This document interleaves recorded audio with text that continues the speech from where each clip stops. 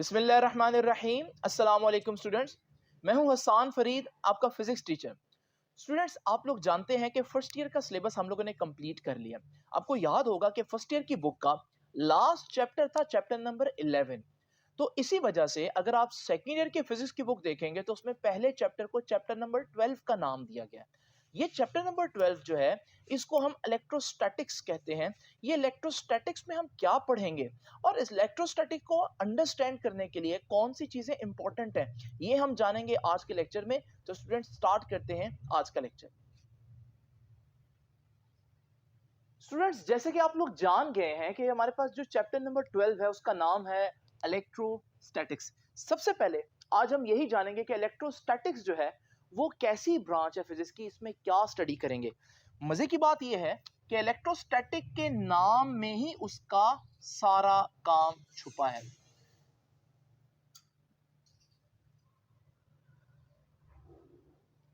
तो स्टूडेंट्स, आइए जरा देखते हैं कि इलेक्ट्रोस्टैटिक्स क्या होता है। देखिए, इलेक्ट्रोस्टैटिक्स का जो वर्ड है इसमें अगर आप गौर करें तो आपको ये इलेक्ट्रो का एक वर्ड नजर आ रहा है। इलेक्ट्रो का मतलब होता है चार्ज।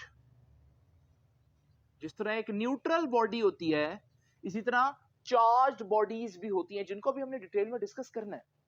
और याद रखिएगा, जब हम बात करते हैं स्टैटिक्स की तो स्टैटिक का मतलब होता है स्टेशनरी। जब कोई चीज रुकी हो, एट रेस्ट, तो इसके नाम से ही पता चल रहा है कि हमारे पास इलेक्ट्रोस्टैटिक्स क्या होगा।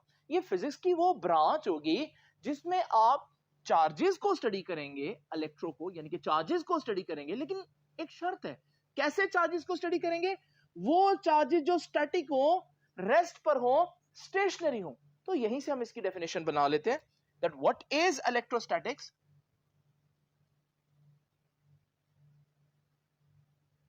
Branch of physics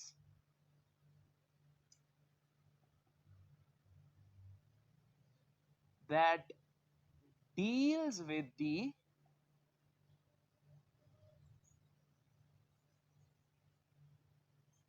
study of charges।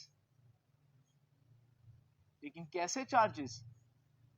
At rest. तो याद रखिएगा, जब आप चार्जेस को, रुके हुए चार्जेस को स्टडी करेंगे तो फिर हम कहेंगे कि ये फिजिक्स की जो ब्रांच है ये कहलाएगी इलेक्ट्रोस्टैटिक्स। अब आप सोच रहे होंगे, इससे मिलती जुलती एक ऐसी ब्रांच होनी चाहिए जो चार्जेस को मोशन में पड़े। अब मोशन को तो आपको मालूम है डायनामिक्स कहते हैं। अगर रुकी हुई चीज हो तो स्टैटिक कहते हैं, अगर चल रही हो तो डायनामिक्स कहते हैं। तो आप सोच रहे होंगे कि अगर हमारे पास एक इलेक्ट्रोस्टैटिक की ब्रांच है तो फिर हमारे इसी बुक के अंदर एक इलेक्ट्रोडायनेमिक ब्रांच भी होगी। लेकिन स्टूडेंट, जब आप अपनी बुक के कंटेंट्स पे देखते हैं तो आपको पहला चैप्टर तो इलेक्ट्रोस्टैटिक्स नजर आता है, लेकिन उसके बाद कोई भी चैप्टर आपको इलेक्ट्रोडायनेमिक्स के नाम से नजर नहीं आता। लेकिन अगर आप गौर से देखें तो इलेक्ट्रोस्टैटिक्स के साथ जो नीचे चैप्टर दिया हुआ है एक्चुअली में वो इलेक्ट्रोडायनेमिक्स है, क्योंकि उसका नाम देखिए, करंट इलेक्ट्रिसिटी। और करंट क्या होता है? Flow of charge, movement of या मोशन ऑफ चार्ज। और मोशन ऑफ चार्ज को तो इलेक्ट्रोडायनामिक्स कहते हैं। तो एक्चुअली में ये जो इलेक्ट्रोस्टैटिक्स से निचला चैप्टर है ये इलेक्ट्रोडायनामिक्स है, लेकिन क्योंकि करंट उसका ज्यादा फेमस नेम है इसलिए उन्होंने करंट इलेक्ट्रिसिटी इसको नाम दे दिया। एक्चुअली में ये इलेक्ट्रोडायनामिक्स है। तो याद रखिएगा, आपने इलेक्ट्रोस्टैटिक भी पढ़ना है और आपने रुके हुए चार्जेस के साथ साथ मूव करते हुए चार्जेस को यानी कि इलेक्ट्रोडायनामिक्स भी पढ़ना है नेक्स्ट चैप्टर में। अभी हम इलेक्ट्रोस्टैटिक तक रहते हैं। स्टूडेंट्स, याद रखिएगा, आपकी डेफिनेशन में सबसे इंपॉर्टेंट वर्ड आया चार्जेस का। सबसे पहले आज का जो लेक्चर है वो इंट्रोडक्शन में इसलिए बना रहा हूं कि इस लेक्चर में हम सिर्फ सीखेंगे कि चार्जेस क्या होते हैं और उनकी कुछ इंतहाई इंपॉर्टेंट प्रॉपर्टीज जो पूरे चैप्टर में चलेंगी, इनफैक्ट पूरी बुक में आपके यूज होंगी, लेकिन वो कहीं अलहदा करके बुक ने दी नहीं है। इस वजह से लेक्चर के एंड तक मैं जितनी भी डिस्कशन करूंगा वो सारी चार्जेस के बारे में होगी। तो स्टूडेंट्स, आइए आगाज करते हैं सबसे पहले इसी बात से कि चार्ज होता क्या है। जब हम कहते हैं किसी बॉडी के ऊपर चार्ज है, तो ये चार्ज क्या होता है बेसिकली? याद रखिएगा, charge on a body is an intrinsic property. बड़े ही इंपॉर्टेंट वर्ड बोल रहा हूं, दोबारा कह देता हूं जी। ये चार्ज जो है वो कैसी प्रॉपर्टी होती है? इंट्रिंसिक प्रॉपर्टी होती है। स्टूडेंट्स, ये इंट्रिंसिक प्रॉपर्टी क्या होती है? एक ऐसी प्रॉपर्टी जिसकी कोई बेसिक वजह मालूम ना हो, सिर्फ ये मालूम होता है हमें कि इलेक्ट्रॉन है ना, इस पर एक नेगेटिव चार्ज है, ये तो हमें मालूम है। अगर आपसे कोई पूछेगा इलेक्ट्रॉन पर चार्ज है या नहीं, तो आप फौरन जवाब देंगे electron is a charge body, इस पर नेगेटिव चार्ज होता है। लेकिन अगर आपसे कोई पूछे कि इलेक्ट्रॉन के ऊपर चार्ज क्यों होता है, इसका आंसर आप नहीं दे सकते। ये इलेक्ट्रॉन की एक इंट्रिंसिक प्रॉपर्टी है, उसकी अपनी एक प्रॉपर्टी है जिसकी वजह हमें नहीं मालूम। अगर आपको कोई कहे न्यूट्रॉन पे चार्ज होता या नहीं होता, तो आप लोगों ने 9th-10th में पढ़ा कि न्यूट्रॉन न्यूट्रल होता है, इसी लफ्ज से निकला न्यूट्रल से। लेकिन अगर कोई पूछे क्यों होता है, तो आप उसकी वजह नहीं बता सकते। प्रोटॉन पे पॉजिटिव चार्ज क्यों होता है, आप उसकी रीजन नहीं बता सकते। तो याद रखिएगा, जब हम कहते हैं कोई बॉडी चार्ज है, तो ये एक फैक्ट है, ये एक ट्रुथ है, लेकिन इसकी वजह हमें नहीं मालूम होती, इसलिए इसे हम बोलते हैं इंट्रिंसिक प्रॉपर्टी। आप सोच रहे होंगे शायद ये हमने पहली दफा कोई इंट्रिंसिक प्रॉपर्टी पढ़ी है। ऐसा नहीं है, पहले भी आपने एक इंट्रिंसिक प्रॉपर्टी पढ़ी है, लेकिन आपने उसको इंट्रिंसिक के नाम से जाना नहीं था। वो थी मैस। आपको मालूम है, हम कह सकते हैं कि फलां बॉडी के पास मैस है, लेकिन अगर आपसे कोई पूछे उसके पास ये मैस क्यों है, आप इसका जवाब नहीं दे सकते। आप कहेंगे भाई मैस तो होता है, यानी कि mass is an intrinsic property. लेकिन याद रखिएगा, ये जो हमारे पास चार्ज है, जो आज का हमारा आर्टिकल है, ये मैस से थोड़ा सा डिफरेंट है। कैसे? याद रखिएगा, दोनों एक बड़ी इंपॉर्टेंट प्रॉपर्टीज हैं, लेकिन याद रखिएगा बड़ी इंपॉर्टेंट बात, that mass can exist without charge, but charge cannot exist without mass. Charge cannot exist without mass. मिसाल के तौर पर न्यूट्रॉन जो है, आपको मालूम है न्यूट्रॉन के ऊपर कोई चार्ज नहीं होता, लेकिन आप ये जानते हैं कि न्यूट्रॉन का मैस होता है। तो इसका मतलब न्यूट्रॉन एक ऐसी बॉडी है जिसका मैस है लेकिन चार्ज नहीं है, यानी कि मैस चार्ज के बगैर एग्जिस्ट कर सकता है। लेकिन इलेक्ट्रॉन की बात करते हैं, आपको मालूम है इलेक्ट्रॉन का मैस भी होता है और इलेक्ट्रॉन पर चार्ज भी होता है। इसका मतलब जब किसी चीज पर चार्ज हो तो फिर उसका मैस लाजमी होगा, तो चार्ज मैस के बगैर एग्जिस्ट ही नहीं कर सकता। तो ये बड़ी इंपॉर्टेंट बात है, चार्ज के बारे में याद रखिएगा। अब ये तो हो गया, हमने देखा कि चार्ज एक इंट्रिंसिक प्रॉपर्टी है। याद रखिएगा, हम अपने काम को आसान करने के लिए जिस चार्ज को फोकस करेंगे वो चार्ज होगा एक पॉइंट चार्ज। आपको पता है मैथ्स में पॉइंट किसको बोलते हैं? एक चीज इतनी छोटी हो कि ना उसकी विड्थ हो, ना उसकी हाइट हो, ना उसकी लेंथ हो, यानी वो डायमेंशन लेस हो, उसे हम कह देते हैं ये तो एक पॉइंट है। बिल्कुल इसी तरह से पॉइंट चार्ज क्या होगा? इतना छोटा हो चार्ज कि ना उसकी लेंथ हो, ना विड्थ हो, ना हाइट हो, तो हम उसको पॉइंट चार्ज कंसीडर करेंगे। याद रखिएगा, तो व्हाट इज पॉइंट चार्ज? आप कह सकते हैं आसान अल्फाज में, चार्ज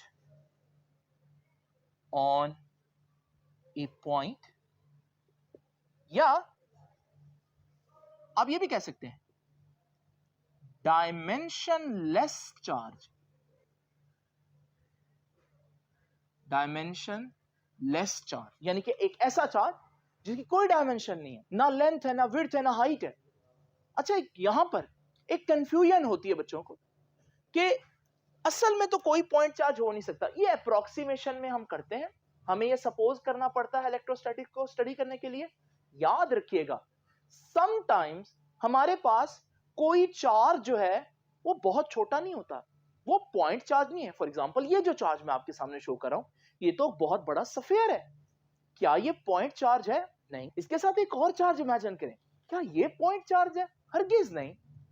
लेकिन स्टूडेंट जरा इमेजिन करें, अगर मैं इन दोनों चार्जेस को इतना दूर लेकर जाऊं कि इनके दरमियान वाला डिस्टेंस इनके साइजेस से कई गुना बड़ा हो, तो जब ये इतनी दूरी पर चले जाएंगे तो ये दोनों चार्जेस अपने दरमियान वाले डिस्टेंस के हिसाब से अगर आप देखें इतने छोटे हैं कि मैं इनको पॉइंट कंसीडर कर सकता हूं इस केस के अंदर। यानी कि दर हकीकत अगर आप एक को देखते हैं तो वो पॉइंट जितना छोटा नहीं है, लेकिन अगर आप इस दोनों चार्जेस के केस को स्टडी करते हैं, ये इतने दूर हैं, इनके दरमियान का फासला इनके साइजेस के मुकाबले में इतना ज्यादा है कि हम इनको इतना छोटा इमेजिन कर सकते हैं कि हम कह दें भाई ये पॉइंट चार्जेस हैं। तो याद रखिएगा समटाइम्स जरूरी नहीं कि पॉइंट चार्ज हो, लेकिन हम ऐसी केस, ऐसा कंडीशन डिस्कस कर सकते हैं जिसके अंदर वो charge as a point appear हो रहा हो। तो याद रखिएगा ये बात कि पॉइंट चार्ज कब हो सकता है? When distance between charges is very large, बहुत ज्यादा हो, as compared to their sizes.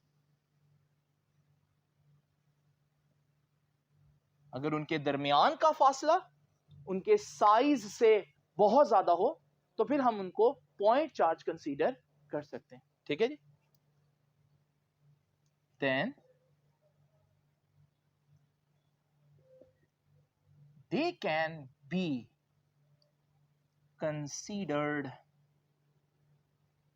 as point charges, तो हम उनको पॉइंट चार्जेस कंसीडर कर सकते हैं। ये तो हो गया स्टूडेंट्स हमारे पास पॉइंट चार्ज का इंट्रोडक्शन। आगे चल के आप एक और टर्म भी पढ़ेंगे, test charge.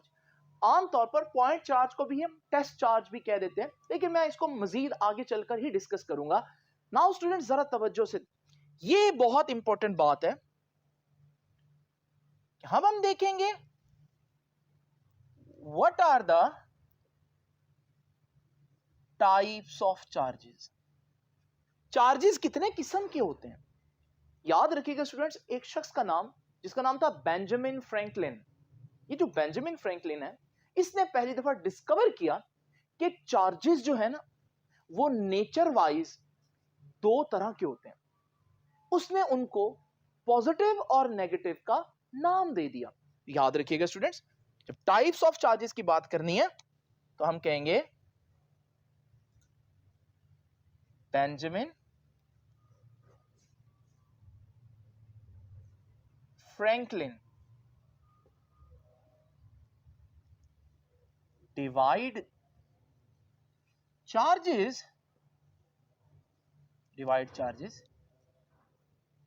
into two categories। इसने दो कैटेगरीज बना दी चार्जेस की। नंबर वन, इसने एक चार्ज को बोला कि चार्जेस की एक फैमिली ऐसी है जिसपे हम कहेंगे पॉजिटिव चार्ज होता है। और याद रखिएगा इसने कहा कि दूसरी फैमिली चार्जेस की ऐसी है जिन पे नेगेटिव चार्ज होता है। याद रखिएगा जब हम पॉजिटिव चार्ज की एग्जांपल आपको देंगे तो उसमें फेमस एग्जांपल है प्रोटॉन, और नेगेटिव चार्ज की जो एग्जांपल है वो है इलेक्ट्रॉन। तो इलेक्ट्रॉन पे नेगेटिव चार्ज होता है और प्रोटॉन पे पॉजिटिव चार्ज होता है। ये फंडामेंटल पार्टिकल्स हैं स्टूडेंट, जरा तवज्जो कीजिएगा।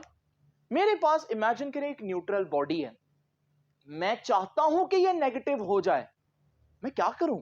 मुझे मालूम है इलेक्ट्रॉन पर नेगेटिव चार्ज होता है, मैं इस बॉडी में इलेक्ट्रॉन को एंटर कर दूंगा, यानी ये जब ये बॉडी इलेक्ट्रॉन गेन करेगी, अब इसके पास नेगेटिव चार्जेस बढ़ जाएंगे, तो हम कहेंगे this body is now a negatively charge body.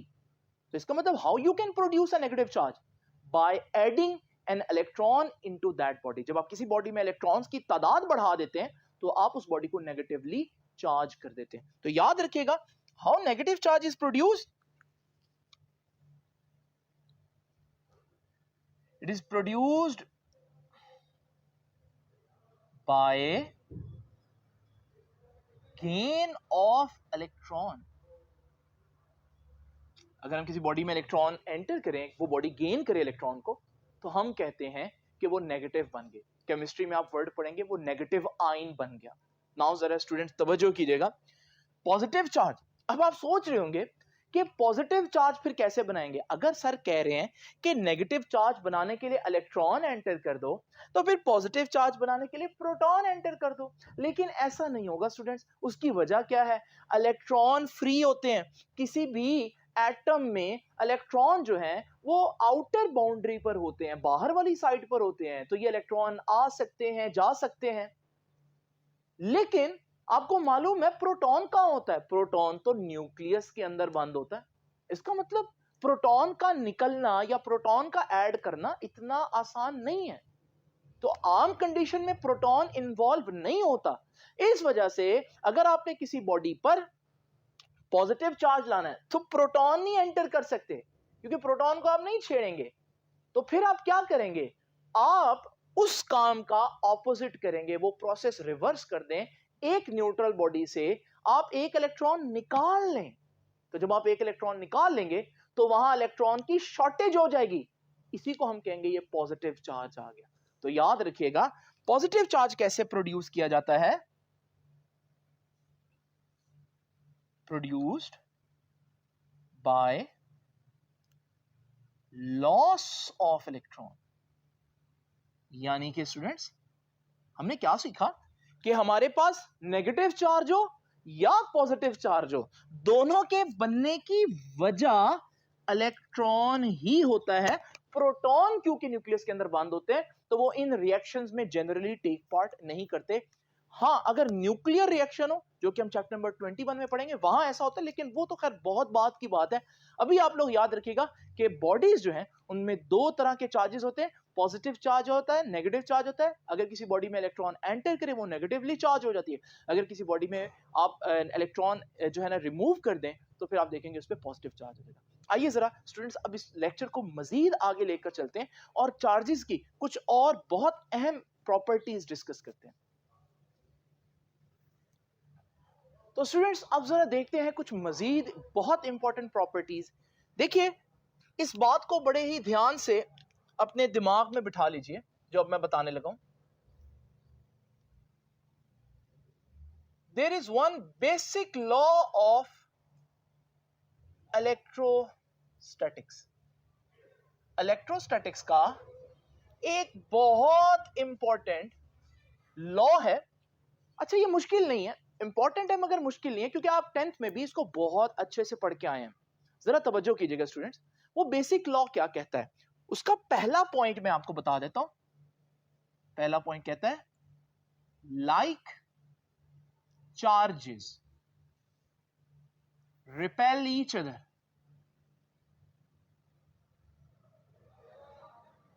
ये पहला लॉ है। लाइक चार्जेस हमेशा एक दूसरे को रिपेल करते हैं। फॉर एग्जाम्पल, अगर हम देखिए एक पॉजिटिव चार्ज है और दूसरा पॉजिटिव चार्ज है, तो आप देखेंगे ये पॉजिटिव चार्ज एक दूसरे पर कुछ इस तरह से फोर्स लगाएंगे कि ये एक दूसरे से दूर जाने की कोशिश करेंगे। इसे हम कहते हैं रिपल्शन। और अगर एक नेगेटिव चार्ज हो और दूसरा नेगेटिव चार्ज हो तो आप देखेंगे वो भी एक दूसरे से दूर जाने की कोशिश करेंगे। इसे हम कहते हैं रिपल्शन। तो याद रखिएगा, जो लाइक चार्जेस है, लाइक का मतलब क्या है, जो सेम चार्जेस हैं वो हमेशा एक दूसरे को रिपेल करते हैं। या बहुत सी जगहों पर देखेंगे, आगे मैं एग्जांपल्स में लेकर भी आऊंगा। अभी तक के लिए बस इतना ही कि अगर हमारे पास दो पॉजिटिव चार्जेस हो और वो करीब करीब पड़े हो, तो क्योंकि वो दोनों पॉजिटिव है, वो लाइक चार्जेस हैं, वो एक दूसरे को रिपेल करेंगे। और अगर हमारे पास एक नेगेटिव और दूसरा नेगेटिव हो, तो फिर आप देखेंगे वो एक दूसरे से दूर जाने की कोशिश करेंगे, रिपेल करेंगे। नाउ स्टूडेंट्स, दूसरा इंपॉर्टेंट पॉइंट क्या कहता है? दूसरा पॉइंट कहता है कि unlike charges attract each other.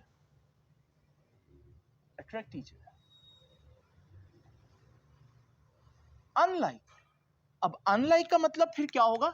जैसे कि आप लोगों ने देखा, लाइक का मतलब था सेम, अनलाइक का मतलब क्या होगा? ऑपोजिट। यानी अगर मेरे पास एक पॉजिटिव चार्ज है और दूसरा नेगेटिव चार्ज है, फिर आप क्या ऑब्जर्व करेंगे? फिर आप देखेंगे कि ये दोनों अगर इनको अलाउ किया जाए तो एक दूसरे की तरफ आने की कोशिश करेंगे। दूसरे अल्फाज में, जो ऑपोजिट चार्जेस हैं उनमें हमारे पास अट्रैक्शन होती है। तो याद रखिएगा, अगर मेरे पास एक पॉजिटिव चार्ज है और दूसरा नेगेटिव है और मैं इनको छोड़ूं, तो आप देखेंगे कि वो एक दूसरे की तरफ भागेंगे, यानी कि अट्रैक्ट करेंगे। यहां आपने एक बात नोट की, चार्जेस मैसेज से डिफरेंट क्यों होते हैं? लॉ ऑफ ग्रेविटेशन में हम लोगों ने डिस्कस किया था कि मैसेज हमेशा एक दूसरे को अट्रैक्ट करते हैं। जमीन चांद को अट्रैक्ट करता है, सूरज जमीन को अट्रैक्ट कर रहा है, लेकिन मैसेज रिपेल नहीं कर सकते। मैं जमीन पर खड़ा हूं तो जमीन हमेशा मुझे अट्रैक्ट करेगी, ऐसा नहीं हो सकता कि जमीन मुझे रिपेल कर दे। लेकिन चार्जेस में एक बड़ी ही नई किस्म की चीज हम लोगों ने देखी, और वो ये है कि वो अट्रैक्ट करने के साथ साथ रिपेल भी कर सकते हैं। इसलिए बेंजामिन फ्रैंकलिन ने चार्जेस को दो कैटेगरीज में डिवाइड किया, पॉजिटिव और नेगेटिव। आप सोचोगे यहां ये बेसिक लॉ खत्म हो गया होगा। नहीं स्टूडेंट्स, एक बहुत इंपॉर्टेंट बात जो अक्सर बच्चे इग्नोर करते हैं, ये सबसे इंपॉर्टेंट है जी। मैं इसको भी आपके सामने एक्सप्लेन करने लगा। हमने देखा लाइक चार्जेस का बिहेवियर, हमने देखा अनलाइक चार्जेस का बिहेवियर। एक इंपॉर्टेंट प्रॉपर्टी जो अक्सर हम इग्नोर कर देते हैं वो ये है कि अ चार्ज बॉडी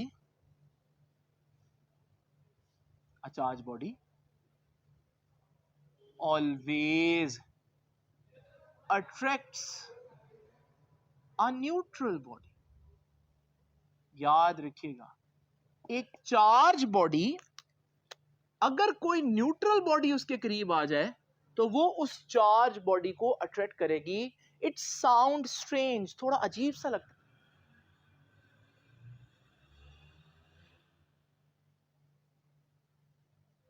है कि यार ये कैसे हो सकता है।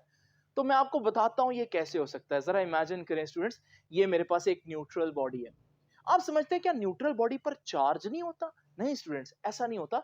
न्यूट्रल बॉडी के अंदर अगर आप देखेंगे तो जितने पॉजिटिव चार्जेस होंगे उतने नेगेटिव चार्जेस होंगे। इसकी वजह से नेट चार्ज नहीं आता। लेकिन क्या वो बॉडी के अंदर चार्ज ही नहीं है? ऐसा नहीं है, उसके अंदर चार्ज है। अब ये है न्यूट्रल बॉडी, लेकिन इसके अंदर चार्जेस हैं। जरा इमेजिन करें, अगर मैं एक चार्ज बॉडी इसके पास लेकर आऊं जो ऑलरेडी पॉजिटिव चार्ज है, अब ये चार्ज बॉडी क्या करेगी? उस बॉडी के अंदर मौजूद नेगेटिव चार्जेस को अट्रैक्ट करेगी और उस बॉडी में मौजूद पॉजिटिव चार्जेस को रिपेल करेगी, जिसकी वजह से इस बॉडी के ये वाली जो जगह है यहां पर नेगेटिव चार्ज अपीयर हो जाएगा। ये जो चार्ज इंड्यूस हो गया ना, अब आप देख रहे हैं कि ये इंड्यूस चार्ज जो है ये हमारी चार्ज बॉडी को अट्रैक्ट कर सकता है और ये अब करीब आना शुरू हो जाएंगे। हालांकि वो बॉडी न्यूट्रल थी, लेकिन अगर आप चार्ज बॉडी न्यूट्रल के पास लेकर जाएं तो वो भी न्यूट्रल को अट्रैक्ट कर सकती है, लेकिन न्यूट्रल को अट्रैक्ट करने से पहले वह उसके अंदर मौजूद चार्जेस को सेपरेट करेगी, उसको एक डायपोल बनाएगी। याद रखिएगा, जब एक बॉडी के एक तरफ पॉजिटिव और एक तरफ नेगेटिव चार्ज हो, इसे हम बोलते हैं ये डायपोल है। खैर, इसको हम डिटेल में डिस्कस करेंगे। यहां इंपॉर्टेंट बात जो नोट करने वाली है वो ये है कि जो तीसरा लॉ है जिसको अक्सर हम इग्नोर कर देते हैं वो ये है कि अगर एक चार्ज बॉडी न्यूट्रल बॉडी के करीब लाया जाए तो हमेशा अट्रैक्शन होगी।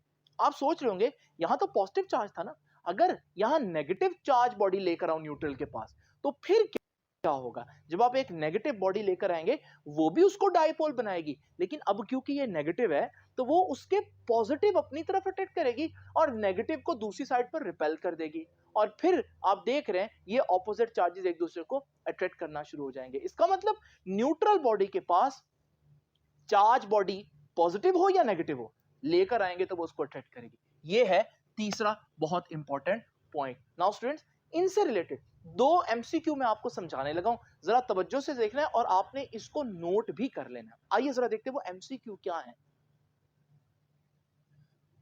नाउ स्टूडेंट्स, ये दो एमसीक्यू मैंने आज स्टेटमेंट आप लोगों के सामने लिखी है, जरा देखिए। कहते हैं कि a body A attracts an another body B which is positively charged. एक बॉडी ए है, मुझे नहीं पता ए पर क्या चार्ज है, मुझे नहीं पता इस बॉडी पर क्या चार्ज है, लेकिन जो बी है उस पे पॉजिटिव चार्ज है। अब वो कहता है ये बॉडी इसकी तरफ अट्रैक्ट हो जाती है, तो बताओ ए पर क्या चार्ज होगा। अब अगर आप 9th-10th के पैटर्न पर पढ़ रहे हो तो आप फौरन ही सोचेंगे 9th-10th में हम लोगों ने ये पढ़ा है कि पॉजिटिव को कौन अट्रैक्ट करता है, नेगेटिव, तो आप फौरन कहेंगे नेगेटिव और आप इस ऑप्शन ए पर जो है वो टिक लगा देंगे। लेकिन जरा तवज्जो कीजिए, मैंने अभी आपको तीसरा रूल भी बताया, वो ये कि अगर हमारे पास एक न्यूट्रल बॉडी हो वो भी चार्ज बॉडी को अट्रैक्ट करती है, यानी कि अगर ये न्यूट्रल हो तो भी ये इसको अट्रैक्ट करेगी। इसका मतलब अगर ये बॉडी इसकी तरफ अट्रैक्ट हो रही है तो हो सकता है ये नेगेटिव हो, लेकिन ये भी हो सकता है कि ये न्यूट्रल हो, क्योंकि उस सूरत में भी वो उसको अट्रैक्ट करेगी। तो नेगेटिव भी हो सकती है, न्यूट्रल भी हो सकती है। तो फिर मैं एक और वर्ड भी लिख सकता हूं कि नॉट पॉजिटिव। जब आप कहते हैं ना नॉट पॉजिटिव, एक चीज पॉजिटिव नहीं है, तो या तो वो न्यूट्रल होगी, उस पर चार्ज 0 होगा, और अगर वो पॉजिटिव नहीं है तो हो सकता है वो नेगेटिव हो। ये दो बातें हो सकती है ना, तो ये दोनों बातें तो ऑप्शन ए और ऑप्शन बी बन रही हैं। इसका मतलब यहां ये तीनों ही बातें करेक्ट है। तो ये एमसीक्यू आप जरा ध्यान से देख लीजिए कि अट्रैक्शन के केस में ये चीज थोड़ी सी कंफ्यूज कर सकती है कि अगर ये अट्रैक्ट कर रही है पॉजिटिव बॉडी इसको, तो क्या ये सिर्फ नेगेटिव हो सकती है? नहीं, नेगेटिव तो हो सकती है, लेकिन ये न्यूट्रल भी हो सकती है, क्योंकि न्यूट्रल भी चार्ज बॉडीज की तरफ अट्रैक्ट होते हैं। नाउ स्टूडेंट्स जरा तवज्जो कीजिएगा सेकंड एमसीक्यू की तरफ। Sure test for a charge body, ये एमसीक्यू क्यों दिया है? ये देखिए, ये एक नेगेटिव बॉडी और मैं देखना चाहता हूं ये बॉडी ए पर क्या चार्ज है। मैं जब बॉडी ए को इसके पास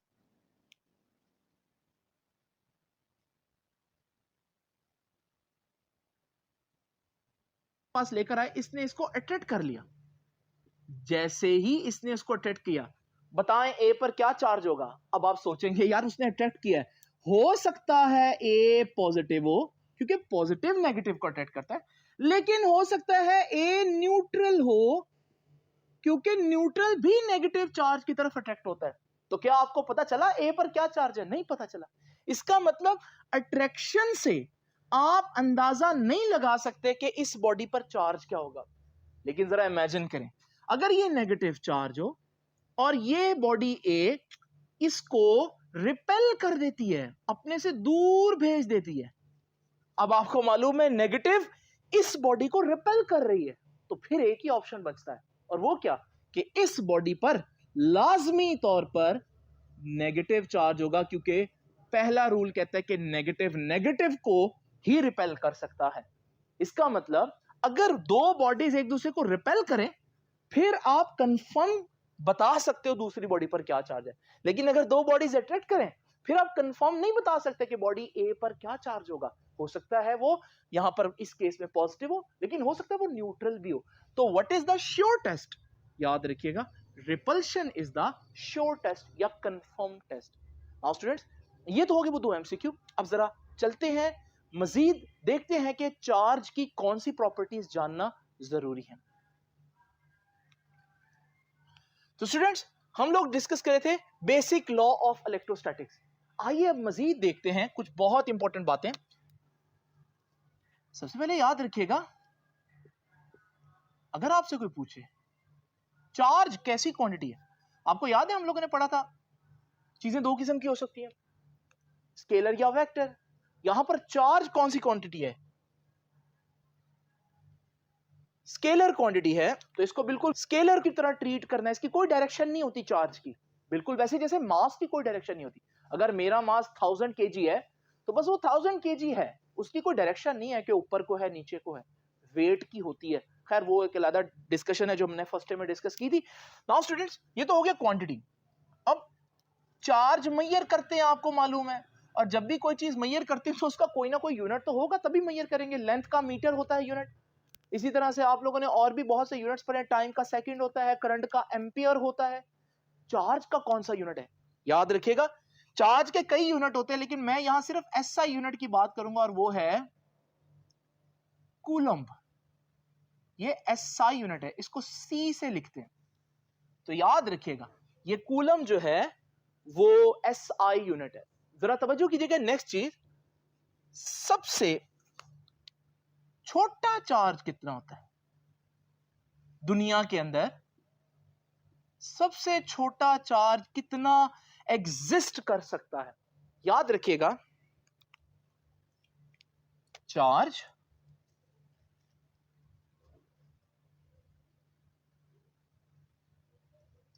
ऑन एन इलेक्ट्रॉन और proton is the smallest charge in the universe.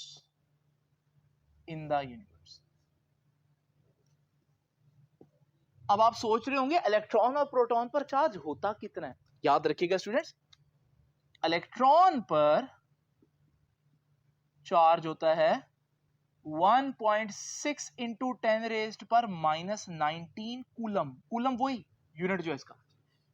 लेकिन इलेक्ट्रॉन पर नेगेटिव चार्ज होता है, इसलिए यूजुअली हम इसके साथ नेगेटिव का साइन डालते हैं। और अब आप सोच रहे होंगे प्रोटॉन पर कितना चार्ज होता है?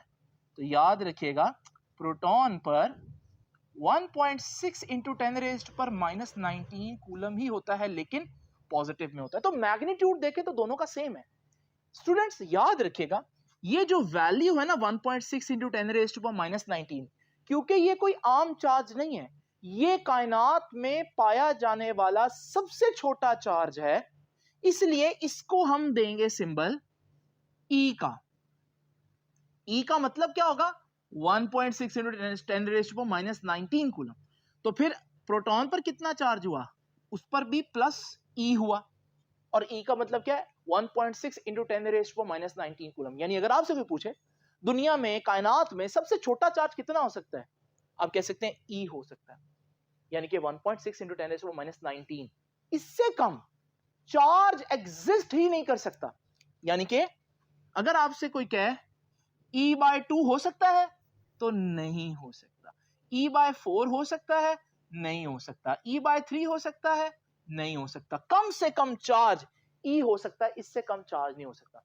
लेकिन अगर आप में से कुछ बच्चे जानते हैं जो शायद रिपीट कर रहे हैं, तो वो ये क्वेश्चन उठा सकते हैं कि सर, जब हम चैप्टर नंबर 21 पढ़ेंगे, उसके बिल्कुल आपकी बुक का जो आखिरी पेज है, उसमें जब आप क्वार्क्स को स्टडी करते हैं, तो क्वार्क्स के साइड पर टेबल में उनके जो चार्जेस हैं, वो तो ई की भी फ्रैक्शन बन रही है।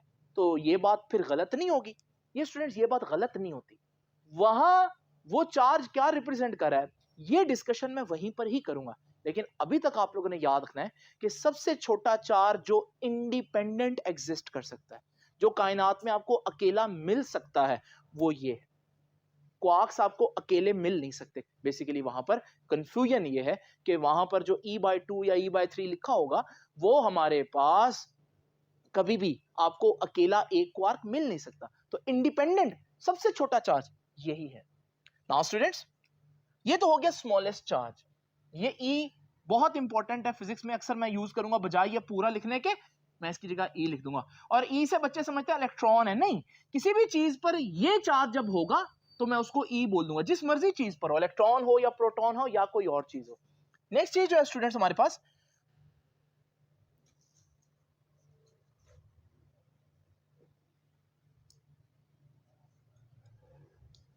वो है चार्जेस की एक बहुत इंपॉर्टेंट प्रॉपर्टी, और वो है क्वांटाइजेशन ऑफ चार्ज। ये क्या बात है? ये क्या कहता है जी क्वांटाइजेशन ऑफ चार्ज? ये कहता है कि a body can only have charge multiple of E। ये जो E मैंने भी बताया, वो कहता है कि किसी बॉडी पर जो चार्ज है ना वो इस वैल्यू यानी कि E का मल्टीपल होगा। मतलब क्या है, यानी कि या तो वो एक E का चार्ज होगा, या उसका डबल होगा, या ट्रिपल होगा, या 4 टाइम्स या 5 टाइम्स। 2.5 नहीं हो सकता। उसकी वजह क्या है? उसकी वजह क्या है, ये देखिए, ये मेरे पास एक न्यूट्रल बॉडी है। अगर मैं एक इलेक्ट्रॉन ऐड करता हूं, याद है इलेक्ट्रॉन पर कितना चार्ज होता था? E। तो माइनस E इस केस में हम देखते हैं कि इलेक्ट्रॉन पर नेगेटिव चार्ज है। जब ये ऐड होगा तो आपको पता है बॉडी के ऊपर माइनस E चार्ज हो जाएगा। अगर 2 इलेक्ट्रॉन ऐड करूं तो माइनस 2E, अगर 3 इलेक्ट्रॉन ऐड करूं तो माइनस 3E, 10 इलेक्ट्रॉन ऐड करूं तो माइनस 10E, और n इलेक्ट्रॉन्स ऐड करूं तो Ne। यानी कि अगर मैं बॉडी पर 2.5E चार्ज लाना चाहता हूं, इसके लिए मुझे क्या करना पड़ेगा? एक इलेक्ट्रॉन ऐड किया, ये हमारे पास -1E आ गया, एक और इलेक्ट्रॉन ऐड किया, -2E आ गया। अब मैं क्या आधा इलेक्ट्रॉन ऐड करूं, फिर ही -2.5E आएगा ना। लेकिन क्या आधा इलेक्ट्रॉन एग्जिस्ट करता है? नहीं। तो आप या तो एक पूरा इलेक्ट्रॉन ऐड कर सकते हैं या एक पूरा इलेक्ट्रॉन रिमूव कर सकते हैं। आधा या पौना इसका कोई सिस्टम नहीं होता फिजिक्स में। तो याद रखिएगा, फिर आपके पास जो बॉडी पर चार्ज आएगा वो मल्टीपल ऑफ E होगा, यानी कि वो 2E हो सकता है, वो 3E हो सकता है, वो 4E हो सकता है, वो 2.5 2.7E नहीं हो सकता। उसके बाद क्वांटाइजेशन ऑफ चार्जेस के बाद याद रखिएगा कंजर्वेशन ऑफ चार्ज। जैसे आप लोगों को याद है कंजर्वेशन ऑफ मैस पढ़ा था कि मैस कंजर्व रहता है, टोटल मैस चेंज नहीं होता। इसी तरह किसी भी बॉडी में आइसोलेटेड सिस्टम में टोटल चार्ज चेंज नहीं होता। In an isolated system total charge remains constant.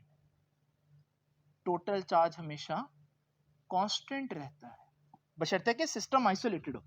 अब एग्जांपल देता हूं इसकी। आपको मालूम है कि अगर एक न्यूट्रॉन हमारे पास हो तो न्यूट्रॉन पर आपको मालूम है 0 चार्ज होता है। अगर एक न्यूट्रॉन टूटे तो इसमें से एक प्रोटॉन और एक इलेक्ट्रॉन बनता है। अब आप सोच रहे होंगे यार शुरू में तो चार्ज 0 है, लेकिन इस 0 चार्ज से आपके पास ये तो नए चार्जेस बन गए, ये क्या बात हुई? अगर आप गौर से देखें, एक प्रोटॉन बना है, प्रोटॉन पर +1 चार्ज होता है, और एक इलेक्ट्रॉन बना है, इलेक्ट्रॉन पर -1। अब बोले टोटल कितना हुआ? +1 और -1 ऐड करो, 0 ही ना हुआ। इसका मतलब अभी भी आपका जो टोटल चार्ज है वो 0 है, टोटल चार्ज चेंज नहीं हुआ। इसका मतलब हमारे पास जो चार्ज है उसको हम ना डिस्ट्रॉय कर सकते हैं, ना हम चार्ज को क्रिएट कर सकते हैं। टोटल चार्ज जो है वो हमेशा कांस्टेंट रहता है, जैसे कि इस एग्जांपल में आप लोगों ने देखा। स्टूडेंट्स, अब हम जानेंगे कि एक बॉडी पर चार्ज किस तरह से लाया जा सकता है, how to charge a body. For that purpose we have 3 processes. हमारे पास 3 किस्म के प्रोसेस हैं जो मैं भी आप लोगों के साथ डिस्कस करूंगा। आइए जरा देखते हैं वो कौन से प्रोसेस हैं। स्टूडेंट्स, ये वो 3 प्रोसेस है जिनसे बॉडीज को चार्ज किया जाता है। पहला प्रोसेस देखिए, बाय रबिंग और बाय फ्रिक्शन। इसमें होता क्या है, आप एक न्यूट्रल बॉडी लेंगे, इस न्यूट्रल बॉडी के ऊपर एक और न्यूट्रल बॉडी रब करेंगे। फ्रिक्शन की वजह से एक बॉडी इलेक्ट्रॉन लूज करेगी और दूसरी उसी इलेक्ट्रॉन को गेन कर लेगी।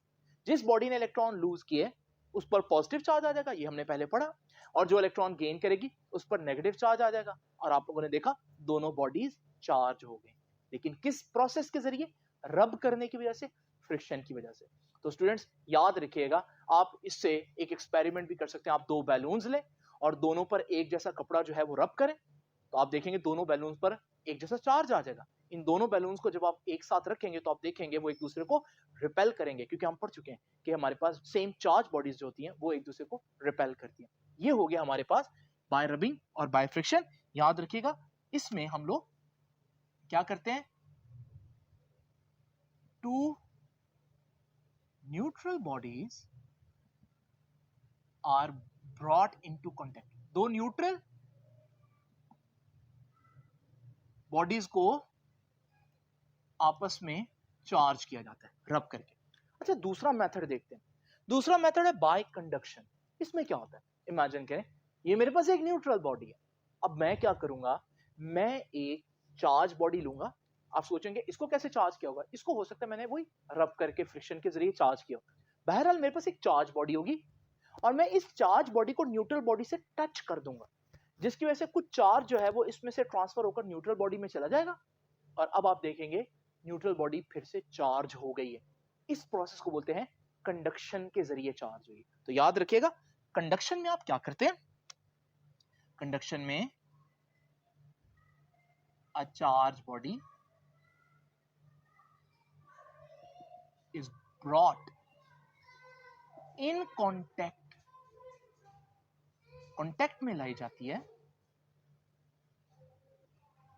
किसके साथ, in contact with a neutral body. ये फर्क है, पहले दो न्यूट्रल बॉडीज इन्वॉल्व थी, अब एक चार्ज बॉडी है और एक न्यूट्रल बॉडी है और वो दोनों आपस में कॉन्टैक्ट कर रही हैं, जिसकी वजह से एक दूसरे पर न्यू चार्ज बॉडी का जो चार्ज है वो न्यूट्रल बॉडी के ऊपर आ रहा है। इसकी एग्जांपल अगर आप लोगों ने देखनी हो तो ये देखेंगे मेरे पास एक कोक का कैन है जो कि चार्ज है। जब आप इसके ऊपर ये डॉल जो है रखते हैं तो आप देखेंगे कि ये जो डॉल है इसके ऊपर भी वही चार्ज आ जाएगा। जब इसके सारे बालों पर वही चार्ज आ जाएगा, सपोज करें पॉजिटिव, तो आप देखेंगे ये जो सारे बाल हैं एक दूसरे को रिपेल करने की वजह से इस तरह से आपको दिखेंगे। ये बता रहा है कि डॉल जो है उसने वो पॉजिटिव चार्ज कहां से लिया है, वो कोक के चार्ज्ड कैन से लिया है। तो इस तरह से अगर हमारे पास एक चार्ज बॉडी हो तो उससे आप एक न्यूट्रल बॉडी को टच करके उसमें चार्ज लेकर आ सकते हैं। बिल्कुल इसी तरह से आगे चल के आप लोग पढ़ेंगे कि जब हमने एक कैपेसिटर को चार्ज करना हो तो कैपेसिटर की प्लेट्स के साथ हम बैटरी को अटैच करते हैं। तो यहाँ पर भी हम बैटरी के पॉजिटिव और नेगेटिव से अटैच करके कैपेसिटर को चार्ज कर रहे हैं। ये भी कैपेसिटर की चार्जिंग है बाय कंडक्शन।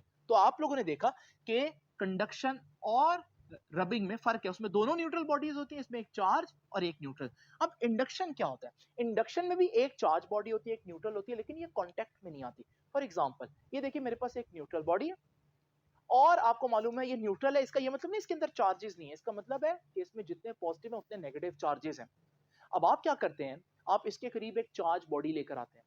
वो चार्ज बॉडी सपोज करें पॉजिटिवली चार्ज है, वो पॉजिटिवली चार्ज उस बॉडी के अंदर नेगेटिव चार्जेस को अपनी तरफ अट्रैक्ट कर लेगी, तो बॉडी के इस सिरे पर नेगेटिव चार्ज आ जाएगा और रिपल्शन की वजह से बॉडी के दूसरे सिरे पर जो है वो पॉजिटिव चार्ज आ जाएगा। तो स्टूडेंट्स यहां पर भी आपने बॉडी को चार्ज कर दिया, लेकिन body as a whole neutral है क्योंकि चार्जेस ट्रांसफर नहीं हुए, सिर्फ दूर से ही चार्जेस को आपने सेपरेट कर दिया, यानी कि बॉडी को आपने पोलराइज कर दिया। ये पोलराइजेशन को हमने डिटेल में डिस्कस करना है, इसलिए इसको बाद में हम देखेंगे, लेकिन आपने बहरहाल बॉडी को किसी हद तक चार्ज कर दिया।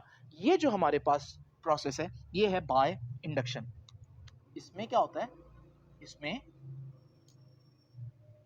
अ charge body is brought in contact नहीं, इज ब्रॉट नियर, बस करीब लेकर आएंगे, टू ए न्यूट्रल बॉडी।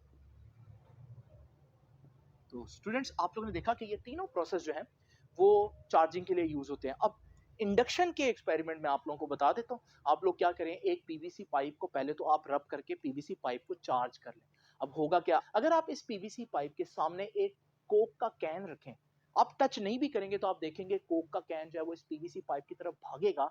ये कोक के कैन के ऊपर चार्ज कहां से आ गया, हालांकि तो वो न्यूट्रल था, उसकी रीजन ये इंडक्शन का प्रोसेस है। आप कोक के कैन के अलावा अगर आप वाटर की एक स्ट्रीम के साथ ये पाइप करीब लेकर आए तो आप देखेंगे वाटर की स्ट्रीम भी इसकी तरफ अट्रैक्ट होगी, और आप कोई और एक्सपेरिमेंट भी करेंगे तो आप देखेंगे पीवीसी पाइप की तरफ वो चीज अट्रैक्ट होगी। ये सारे एक्सपेरिमेंट जो मैं आप लोगों को बता रहा हूँ इसमें जो प्रोसेस है चार्जिंग का, जो दूसरी न्यूट्रल बॉडी को चार्ज कर रहा है, वो है इंडक्शन। स्टूडेंट्स ये था हमारा आज का लेक्चर। आप लोगों ने देखा कि मैंने अभी तक कूलम्स लॉ स्टार्ट नहीं किया, जो कि एक्चुअली आपका पहला लेक्चर बनता है। मैंने कोशिश की है कि पहले इलेक्ट्रोस्टैटिक्स पढ़ने से हम क्यों ना एक दफा चार्जेस की सारी इंफॉर्मेशन पढ़ लें, बजाय इसके कि हम इसको डिफरेंट जगहों पर पढ़ें। हमने इसी सारी इंफॉर्मेशन को एक ही वक्त में आपको बता दिया। इसको आप अच्छी तरह से देखें, अगर नहीं समझ में आता दोबारा लेक्चर देखें, लिख लें इन सारी चीज को, नोट्स बना लीजिए। आपसे मुलाकात होगी अब इंशाल्लाह नेक्स्ट लेक्चर में, तब तक के लिए अल्लाह हाफिज।